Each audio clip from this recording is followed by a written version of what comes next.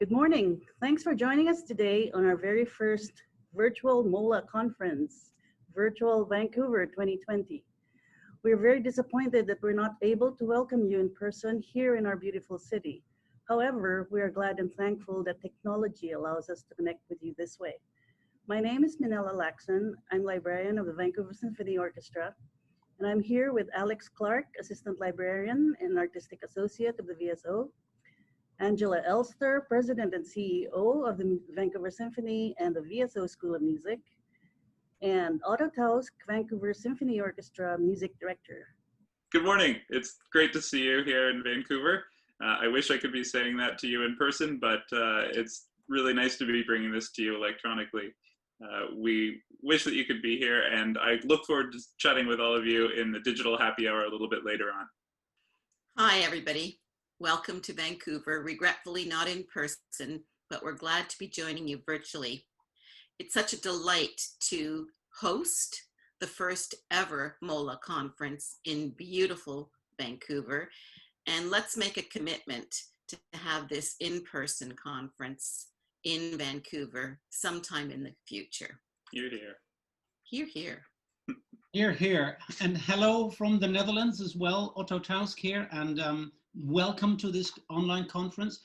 I must say it's a real pity not being able to meet you in person, especially because I always feel that the relationship between a conductor and the librarian is a really important one.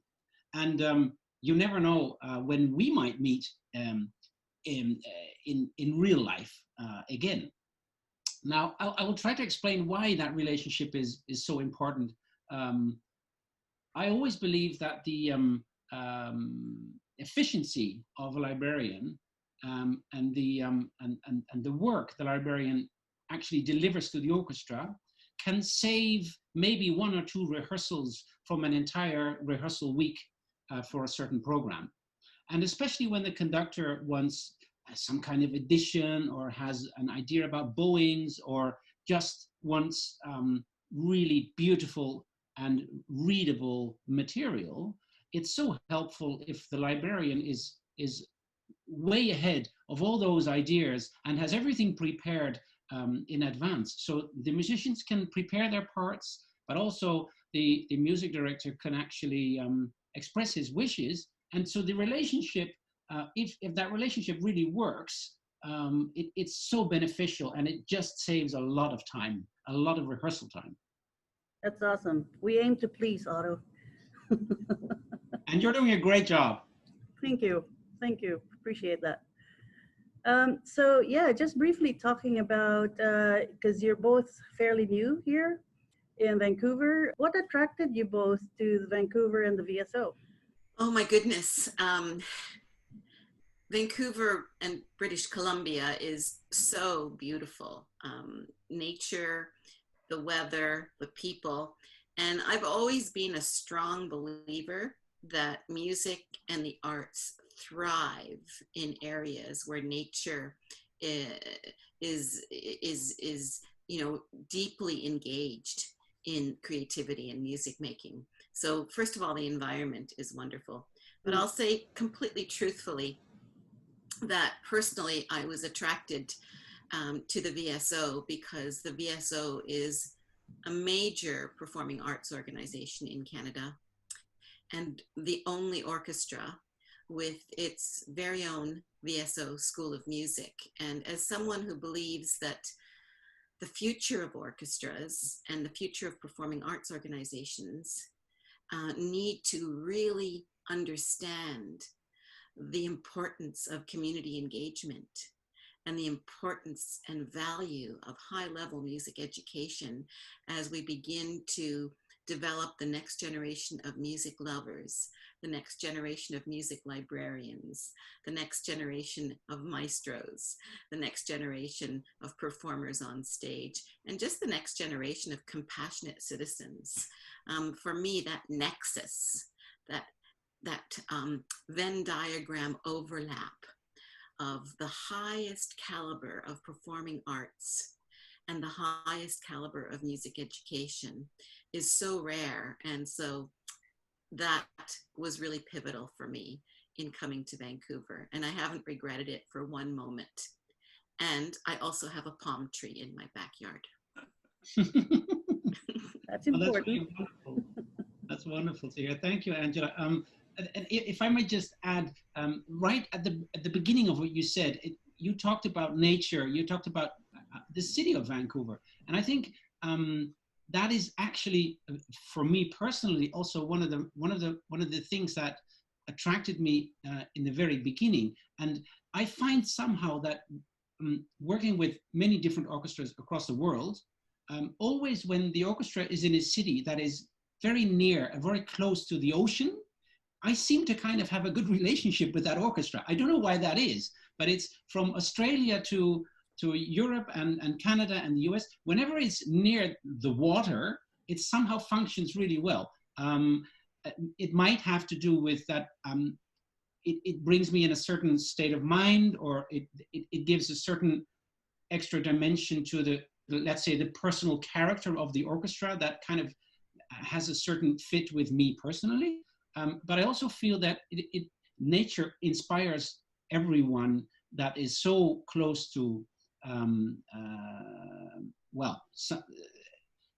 what is all around Vancouver is so inspiring that it's very hard to not be influenced by that. But of course, when I first came to the orchestra, there was immediately a feeling of understanding, not only the let's say the practical side of let's make this week the best music possible, but also, okay, so if we start to work in this way, who knows where we might end up in a couple of years.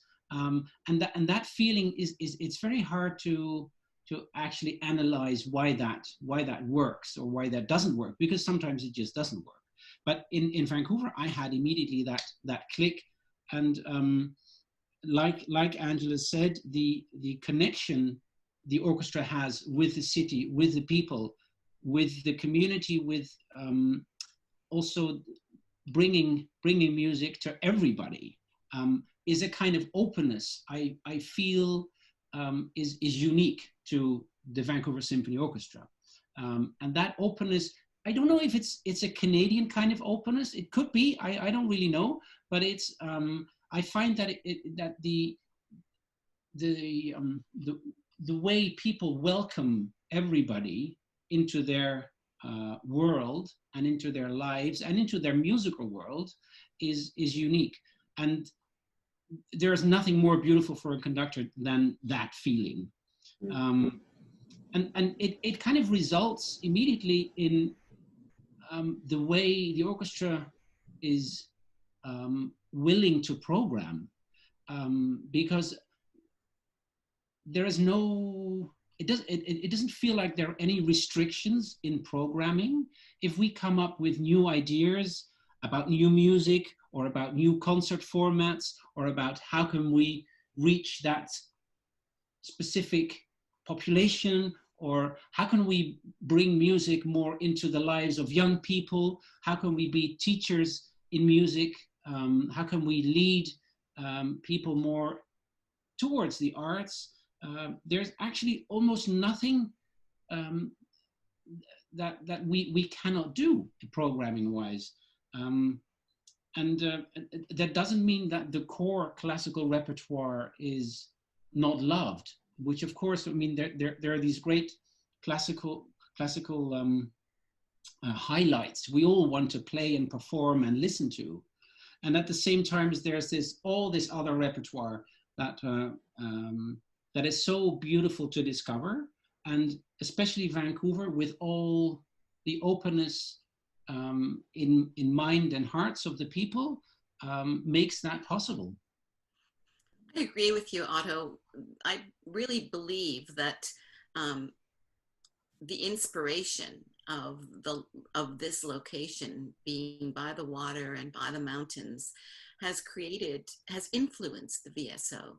It's an orchestra where creativity, innovation, and even a sense of sort of entrepreneurship exists. And I think for me, I truly believe that that's the orchestra of the future, the orchestra that's deeply connected to community, and the orchestra that's an ecosystem that embraces novelty.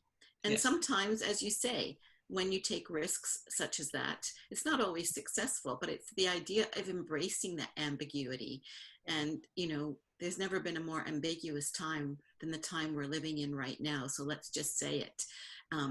This pandemic, this global pandemic, is catapulting us through to deepening our sense of creativity, deepening our sense of finding the new.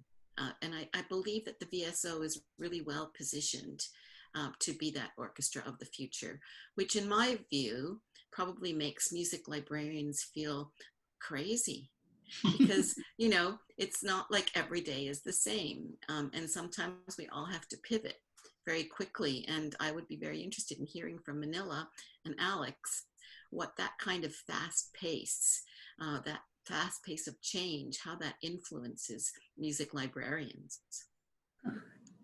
Yeah, fast-paced, constant change. I think we're here to support the vision of the music director and the organization, right? So it's in our best interests to be able to move quickly one way or the other, because we think we're going one way and then we say, oh, we can't do that anymore, or we need to change our program. So, okay, we can't dwell on the negativity of it. We just have to move forward. And the quicker we're able to do that, the better we are for it. And for the musicians as well. So they're able to, you know, get to the music sooner and adjust to the program. That's how I feel about it. How about you, Alex? Well, I've got lots of thoughts on that. I think, you know, we all have an anxiety level that's raised right now, and orchestra librarians have a parallel anxiety to what the musicians are facing. But it's encouraging. I mean, I'm thankful for the administration that we have here that is thinking about considering the library in these programming decisions. It's you know, I mean, it's easy to get lost down a rabbit hole of, oh, what does that mean? We're going to have to do questions, but it does seem like when people are talking about programming and considering what the library involvement will look like, it's encouraging. So thanks, Angela. Thanks, Otto, for doing that. We're excited to see what I mean. Speaking personally, I'm excited to see what kind of programming we can do in the next medium term, I suppose. And I think the library, I think we can react, and I hope that that when we do, it's quick enough. But we've been able to do that so far, and so hopefully that will continue. Yeah, well, I think we're extremely lucky at the VSO to have such a flexible and extremely hardworking librarians, because actually in the Netherlands, 2 days ago, it was suddenly announced that some orchestras were starting to rehearse again. So really quickly, everybody had to come up. Okay, so we're allowed to rehearse. So what do we play? And how do we sit down? And then I think it was an hour later, there came a new message from the Ministry of Culture. Oh, but without winds. Oh. so things are changing so fast these days that it's impossible to almost to be ahead of everything. But what I think what we're doing is really helpful, is that we try to think of, so let's forget about all the things that are not possible. Let's think about the things that might be possible, and let's see what do we need to do for all those things that might be possible, and then think about those programs. Think about, okay, so what could the repertoire be? What could the venue be? What could the situation be? And for me, it's very helpful to start with that positive attitude, and then I find that in these times where it's so uncertain how fast things will actually go, this is a really good strategy to, you cannot be ahead of the decisions, but you can be prepared for different variations. And for me, that's actually very helpful. Also to keep a mind to the future. And actually, I'm very grateful that the Vancouver Symphony Orchestra is an organization that is so future-minded. And it's like Angela said, that because of the, let's say, the risk-taking attitude, sometimes things happen that I've never seen before. And one of those things, for instance, is the Day of Music. Now, maybe Angela, you can talk a little bit about the Day of Music, because, well, it's also very close to your heart. Absolutely. It is one of the big highlights for me since coming to work with the Vancouver Symphony Orchestra. Last year was our 100th anniversary, which is a big milestone for a Canadian orchestra. And working closely with the province of BC and with the city of Vancouver, we decided a wonderful way to celebrate our birthday would be to have 12 hours of free music for the community. And not just free music provided by the VSO, but for 100 musicians and music organizations across the Lower Mainland.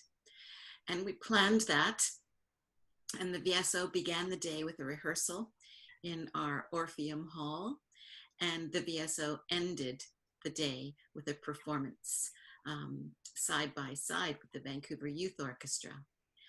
And you know, if anyone has ever been in the process of planning a big party, let's say a 100th birthday party, and you plan for months and weeks, and then you just don't know if anyone is going to attend. And that's how we felt around 8 o'clock that morning on January 26th, 2019.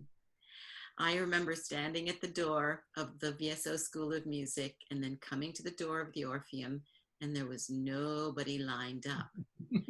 And within 2 hours, the lineup was around the block. And we had the most amazing day of music. And I believe we exceeded 15,000 people on that Day of Music, which launched us into the next 3 years of Day of Music.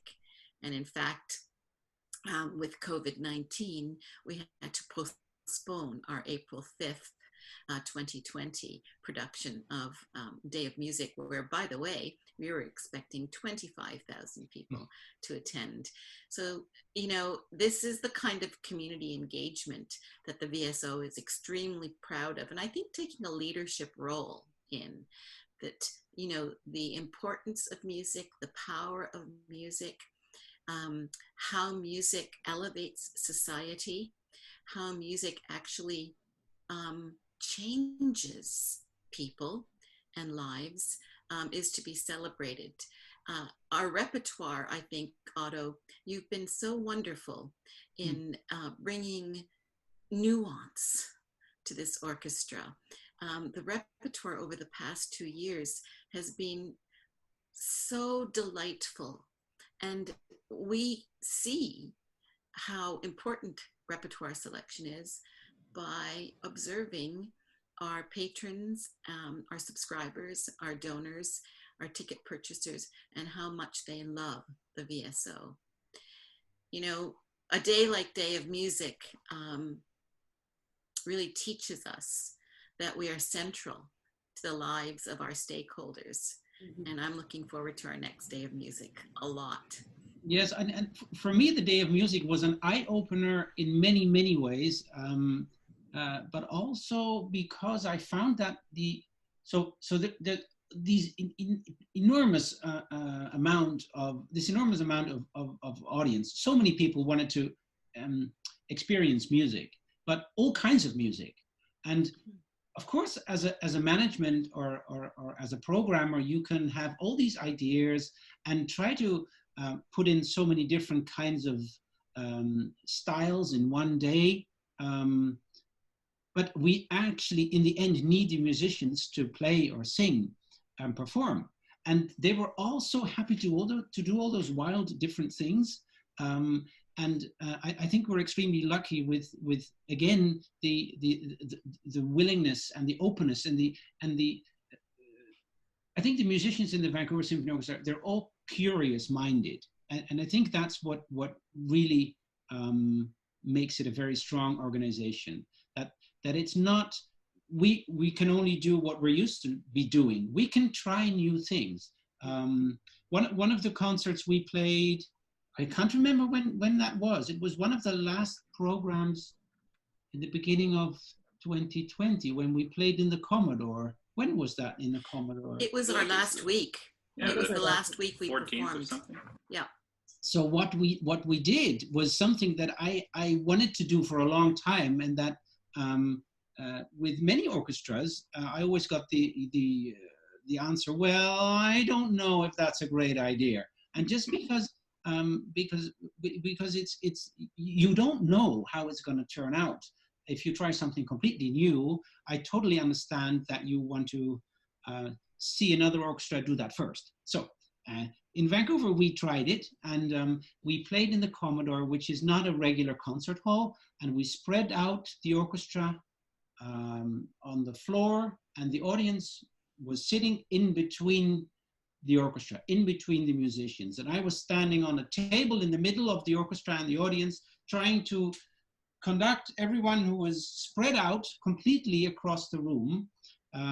We played Beethoven's Fifth Symphony, which is an extremely rhythmical piece where if it's not together, you notice immediately. Everyone immediately in the first bar, if that's not played together, everyone, even if you don't know the piece, which is hardly possible, but even if you don't know the piece, you will notice that. But somehow it worked because there was a huge feeling of, let's say, community in that room. Everyone wanted to be there in that moment together, the orchestra and the audience. And because everyone was sitting next to a violin or next to a piccolo or next to a trombone, it was a totally different experience for the audience. I'm pretty sure it wasn't the best performance of Beethoven's Fifth Symphony ever, but it is a very different one, and I think also a performance that shows how much impact music has, because sometimes as a musician you forget that, which is strange, because you'd say we're making music every day, so we know what it does, but you forget it because you're working, you want to do it better, and you're always the biggest critic is the musician, her or himself, so you sometimes forget how powerful music actually is if you're so open and close to what's happening. The musicians suddenly realize that and feel that. Well, that's one of the many examples of taking risks and exploring and discovering. Absolutely. And I think what's really important in that description, Otto, is for those of you who are attending the MOLA conference who've not been to Vancouver, the Commodore is actually a nightclub. It's a bar. So we performed Beethoven's Fifth in a nightclub.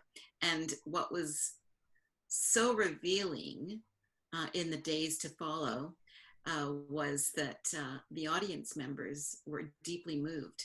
It was a very emotional experience for them to be sitting that close to the musicians. In the weeks that followed, because the performance at the Commodore was our last live performance, Otto, and then we had the 2 live streams of Beethoven's Fifth and Beethoven's Sixth. And then we were closed down because of the global pandemic. 2 of the concerts in line with this theme that were postponed because of COVID-19 were to take place in April and June. The April performance was a relaxed performance for families and children who are on the autism spectrum or any of the neurodiversity spectrums. And we were really deeply programming this to be a very rich experience and a freeing, a liberating experience for families who are touched by the spectrum. And, you know, that's a very different kind of performance for an orchestra. And I'm looking forward to the day when we can launch that program at the School of Music. We have a No Barriers program for children and families on the spectrum, and it's hugely successful. We launched it last summer with a performance of a quartet, the Afiera Quartet, in our little recital hall, Pyatt Hall. And it was a flat floor. We had mats all over the floor. There were fidgets and stuffies and lots of things for children to play with that didn't make noise. And they sat on the floor on mats with their families, and they participated in a 1-hour string quartet performance that was heartwarming. And to see these little ones and their families engage and be relaxed through classical music was really beautiful to witness. And the second concert of this sort of, let's say, our innovation and community engagement theme was to happen next week, I believe, or in 2 weeks, June 11th. That was our Indigenous celebration. VSO is one of the few orchestras who has its own Indigenous council representing the Tsleil-Waututh people, the Musqueam people, the Squamish people, Métis. We have an urban elder and a youth, an Indigenous youth. And we come together each month to really look at truth and reconciliation that this country is so committed to through the lens of this council, as well as the lens of an orchestra. And so in June, we had a day planned where the nations would fill the lobbies of the Orpheum from about 4 o'clock to 6 o'clock with just sharing food and crafts and just building community. And then we would go into the Orpheum, and each of the host nations had a performance planned. And then the VSO was taking the stage, and we were going to perform. Actually, the Indigenous Council said, let's perform the Pastoral Symphony because it's all about nature. And we're working on a commission called Our Carnival of the Animals with the Indigenous Council, where we'll add to the Carnival of the Animals with each of the host nations adding their animal and music and visuals and poetry to extend the Carnival of the Animals. And after the VSO performance on this concert, which will happen, the lobby of the Orpheum would be open until 12 o'clock midnight for Indigenous DJ and hip hop. So these are the really committed and dedicated strategies of the VSO to be relevant to our community and to really deeply engage with our community, not superficially engage, but to really have meaningful experiences where we learn from one another. What have been some of your highlights, Otto? Some of the highlights, there have been so many highlights. Let's think about that. Well, I always had the wish of playing the last 3 Mozart symphonies in one evening. And I had never found an orchestra that wanted to do that. So Vancouver is the first orchestra that wanted to take that journey with me. I know I'm not the first conductor to have done that, but it's a lot of, it takes a lot of courage to play Mozart, first of all, because you're very vulnerable as a musician. And then to play 3 symphonies in one evening. I actually wanted originally to do that without a break, because I feel the last 3 Mozart symphonies, well, they're written very closely together in a very short period of time.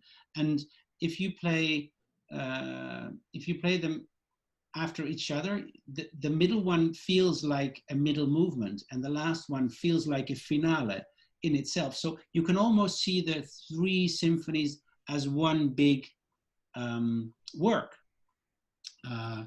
And of course, with Mozart, it's very important to have a very high degree of style awareness and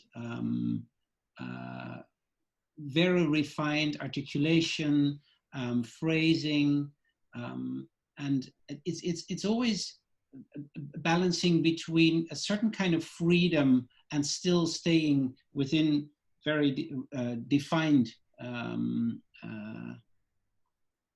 parameters. And I think it was the moment where, of course, after the first initial, let's say, honeymoon period with the orchestra I had, we suddenly went very deep into a certain part of the repertoire, and I think we all discovered. We found there is still so much to discover, and that there are there's so much. It's so rewarding to dive deep, and I think that's what happened during that rehearsal week with Mozart. It was also a very, very beautiful concert where the orchestra was very inspired and very tight together and very focused. Exactly what I think makes a concert, an evening, an unforgettable experience for the audience. But it's also the day of music was an incredible day for me as well. There are so many concerts, the first concert, the last concert, the concerts in between. I don't know, it's many moments. We were going to be playing Mozart for the Librarians this weekend really? as well. So yes. so yes. That was June 7th or 8th, or whatever the day was. Yes. 5th and 6th or something. Yeah, it would have been just letting everyone know what they missed. Yeah. I think there was some discussion at some point as you were planning the MOLA conference to bring in the advanced string ensemble of the VSO School of Music, Sinfonietta. And that's another really unique feature of the VSO, that they work so closely with these young people who are the rising stars of the orchestral world. And we have almost 30 young people playing at, I would say almost a professional level these days in Sinfonietta. And they often have an opportunity to play side by side with the VSO.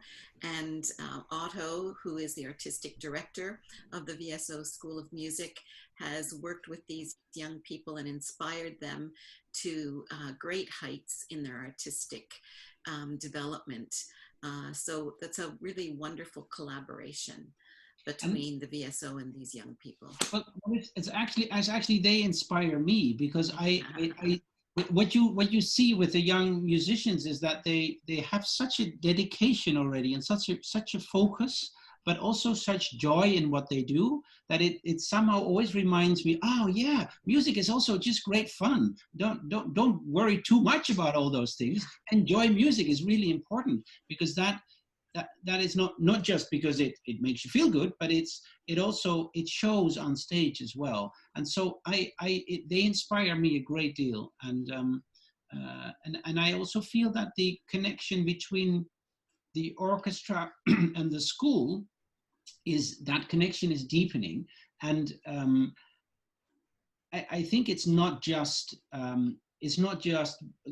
the orchestra bringing expertise to the students. It's also the students bringing some new life and some new insights and new ideas to the orchestra. Actually, I think it works both ways. And I feel the musicians in the school, but also in the orchestra, are having lots of benefits from that.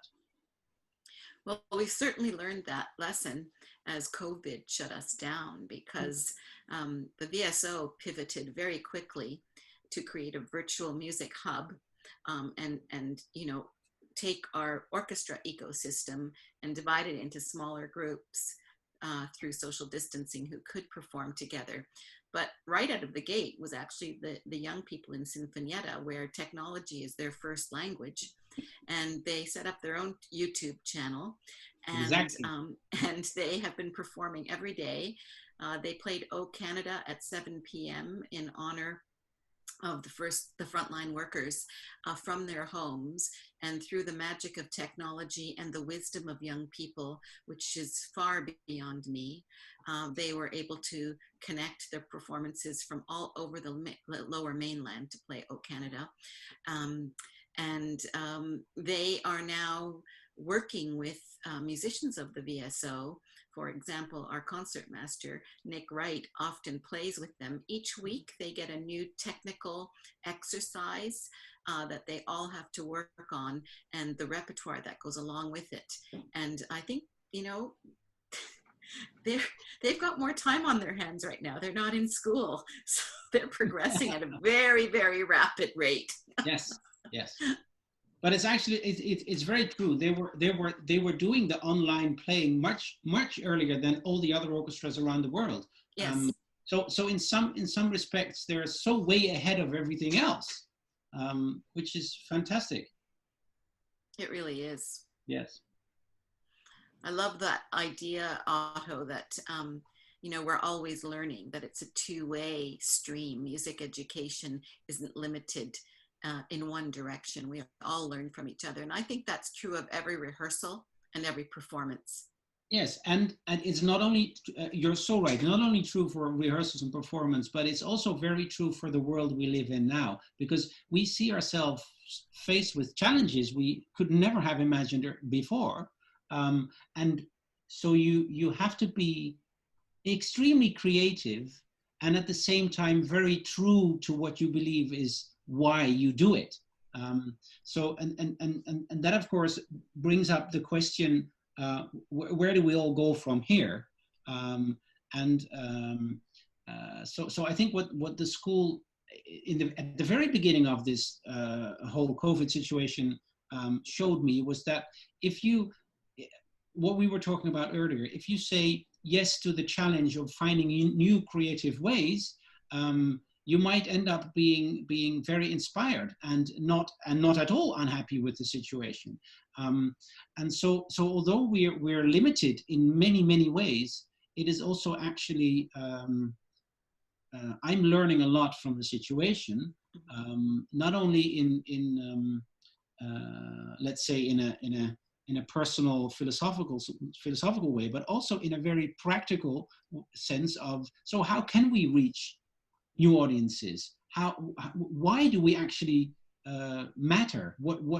And how do we matter to the audience? Is it really important to play live? Is it really important to play online? I mean, all these questions come up, and thinking about them helps us move forward a lot. So even if everything would be by magic wand be exactly the same as we were a couple of months ago before the whole COVID situation, I don't think it would all go back to as what it was. I think we've already learned so much that it would be different, and that we would have not wanted to let go of things that we have discovered right now. And that's something that I'm actually grateful for. Yeah. It is one of the silver linings in this whole global pandemic. We spent much of last year developing a new strategic plan for the VSO, Cascade of Choice. And the mission that we committed to was that the VSO is an orchestra that creates, curates, and connects irresistible musical experiences. And part of the delivery of that in our 5-year strategic plan was to live stream, was to create digital initiatives, was to experiment and record. And this pandemic has really made us fast track that area of the strategic plan, which I think is extraordinarily exciting for all of us. So we must really honor some of the lessons that we're learning through this global crisis. And I don't believe that's limited to orchestras. I believe that's inclusive of everyone on this planet right now. Yes, and it kind of also makes it so clear how important music and how important the arts actually are. That if we want to have a very deep experience, and then suddenly we find there is no live music anymore, it's where do we go? And so it kind of also helps you in your realization of what you do is not unimportant. And talking about all those technologies and streaming, I think on one hand it's really great that we're now all going through this process at a very high speed, and we're finding that some things really work and some things might not really work, and we'll keep the good things, and we'll also come back to all the great things that we cannot do, but we're there, like playing live for an audience where you experience the music directly and in one moment. I think is also something to treasure and to take care of, and not to lose, not to forget that it is very different for an orchestra or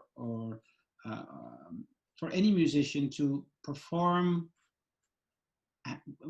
having that connection to the audience. I think the connection to the audience is actually not, it's not just a one-way communication. I think it's the musicians are inspired by the audience at the same time as well.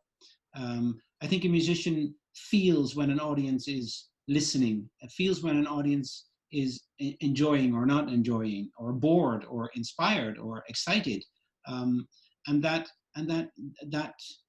two-way communication is something that creates and makes us experience something that wasn't there before and will be gone immediately after. So it only happens in that moment.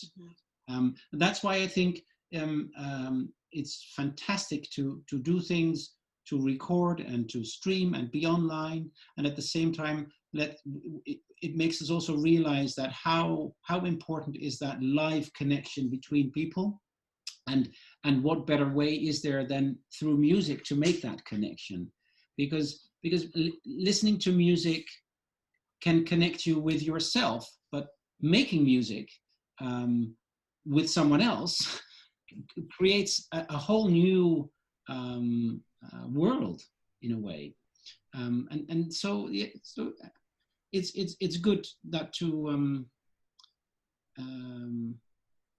that we learn this now, because I think we've taken that for granted for a long time. So right. I'm curious about what does the post-COVID orchestra look like? What's your best guess? What are we going to, not just for us, but for orchestras in general in the next year or so? It is a tough question because we're in and out of this change every day. In my view, music has emerged as the antidote to COVID-19. We see that all around us. And so for me, the VSO now has a responsibility as we move forward to rise to that we now know that everything we do, everybody who's here attending from MOLA, it's not just a job. Our work is not just a job. Our work is contributing to society. And whatever shape our orchestras take in the future, we have to keep at the forefront that we are contributing to society, and that human contact, as Otto has just said, in live performance is a shapeshifter. It makes us better people. It creates better communities. This has been historic, and we now know it. In the depth of our soul, we know it, So I would think that a hybrid between virtual and live will exist, the best of both worlds. I would think that our ecosystem called the orchestra, which is made up of, sometimes 70 to 85 individual high-level musicians, can be kind of reshaped at times, depending on what social distancing barriers there are or protocols there are, to chamber ensembles, to chamber orchestras, to to a string orchestra, to highlight percussion if we need smaller ensembles to be really creative in how we present, but to never lose sight of the fact that there is magic in symphonic orchestras, and we will always come back to that. I think it's kind of like having an amazing recipe that always works and everybody loves and is a big favorite, but it's okay to have little samplers as well that make people happy. I don't know why I just thought of a food analogy, but you're making me hungry. I think it's beautifully said, Angela, and I think it's exactly right. I think this is where we're going. So the post-COVID orchestra is going to be so flexible, yes, and so multi-faced, and we will only grow and learn to be very what's the word? Is it agile? Is that a word? Agile. Nimble, agile, yeah. Nimble and agile, and I'm very sure that that we will find value in all the things that we do, although they might appear as very different things. I think that in the heart, it's still about music. It's still about finding that connection and actually empowering people with music. And in whatever form that is, and because it will have more faces and it will happen in different ways than we're used to, we will, I hope, probably realize more what it's all about, in a way that it makes sense what we do, and it doesn't really matter how we do it. Absolutely. So I have a question for the three of you. How do music librarians function with a maestro who doesn't live in the same country and needs to have a score and isn't like 3 blocks down the road? Minella, do you want to answer that without making any publishers angry? Oh. I'll do my best. Well, it's interesting because we know what Otto's programs are going to be. So we try to gather as much material as we have here when he's here. And so Otto has to travel with, a bunch load of scores. Although when you discover that one of the programs, one of the pieces that he's doing, the score is missing from our set. It's like, where did it go? So you look in the envelope and you look where the music is stored. And I'm a big believer in leaving Post-it notes and reminders of who has what. And a little Post-it note told me that one of the scores that Otto was going to do here 3 months ago, Otto Tausk has the score from 2016. That's what my note said. And so I told Otto, okay, well, here are your scores. Here's your pile. One of the scores you already have. And like, oh, okay, let me check in my library. So he had to wait till he got home until he, to make sure that he had that score, in fact. And I think you did, right?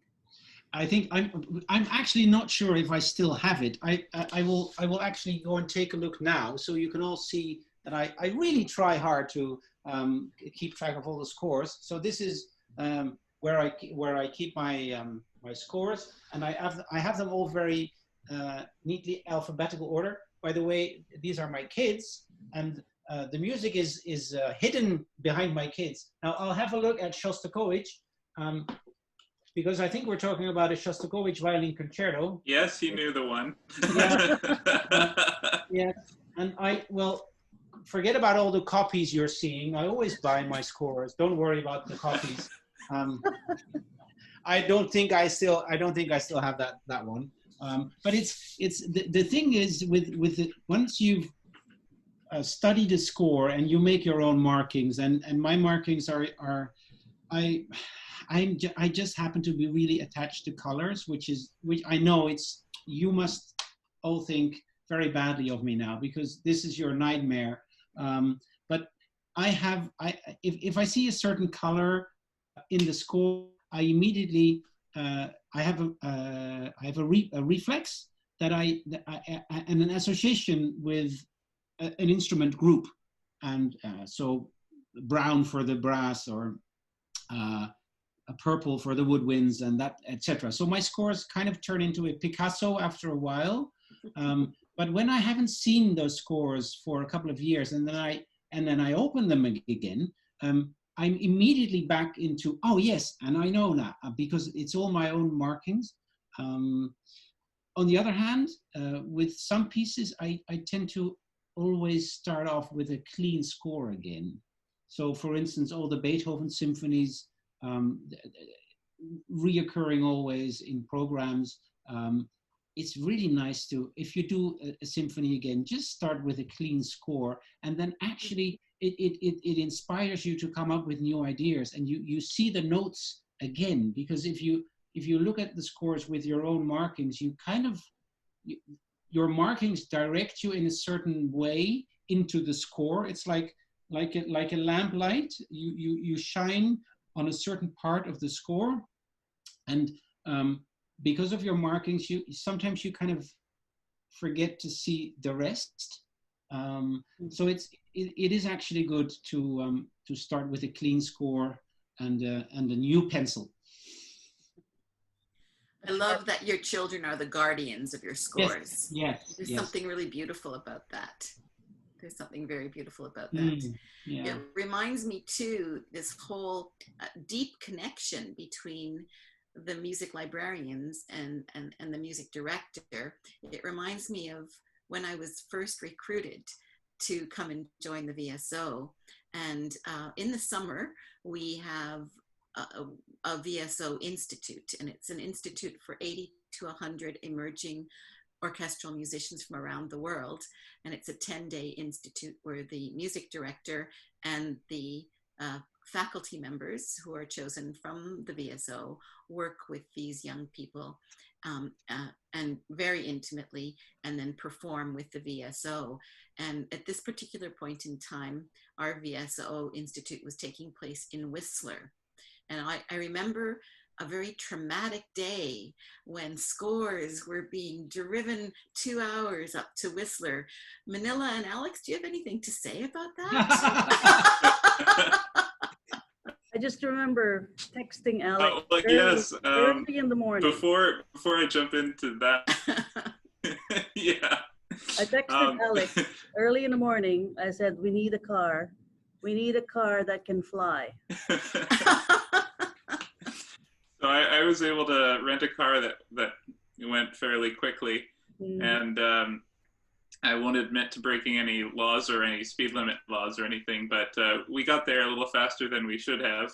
Yeah, we were able to get into the library before hours, print and bind everything we needed to, and get to Whistler in time for the downbeat.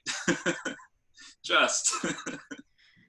So again, really good example of how closely connected music librarians are to the music director, and how they will even invent flying cars to save the situation. So thank you to all of the music librarians.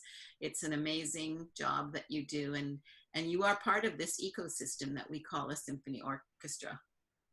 I always find that the greatest librarians are, and that's what you are. You're able to think about like real quickly to be solved situations now, emergency situations. Like the orchestra is starting the rehearsal in 1 minute and there's a flute part missing. Okay, so you have to solve that now, but at the same time, you have to talk to a lot of people about programs maybe a couple of years in advance. So, oh, right, so you want to do a Bruckner symphony. So which version were you thinking of?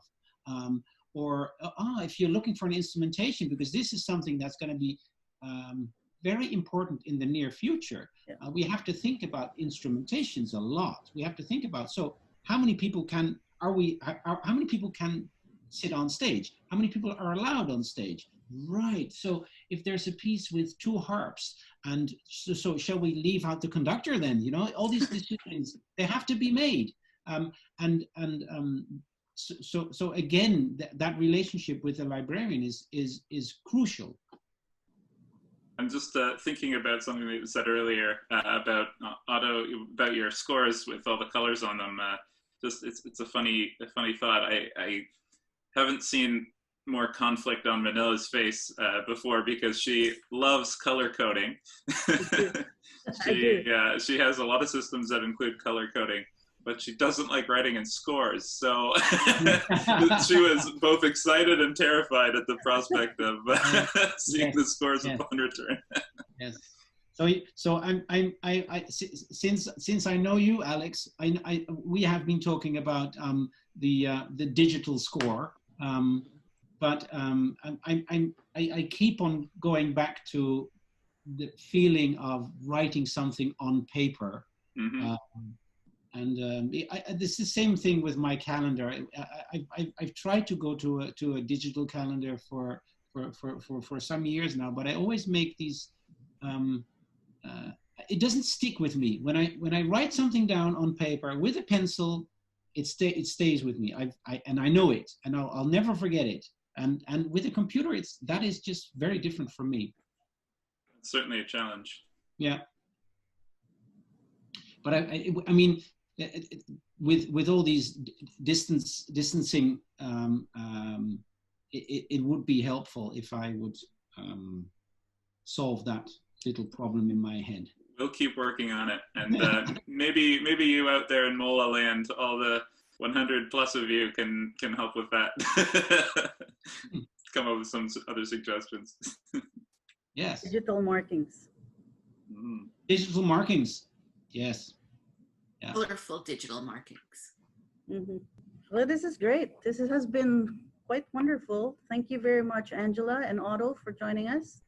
Alex, and we are looking forward to possibly hosting it live one day, but this has been the next best thing. So thank you very much, everyone, for coming, and thanks for tuning in. Thank you. Thank you so much. Thanks, Minella. Thanks, Alex, for all you do for us. Thank you, all of the members of MOLA. We couldn't make music without you. And I promise that at one point, we'll see you in the concert hall. But in the meantime, please check out VSO at home. Bye for now. Thank you and bye. Bye. See you.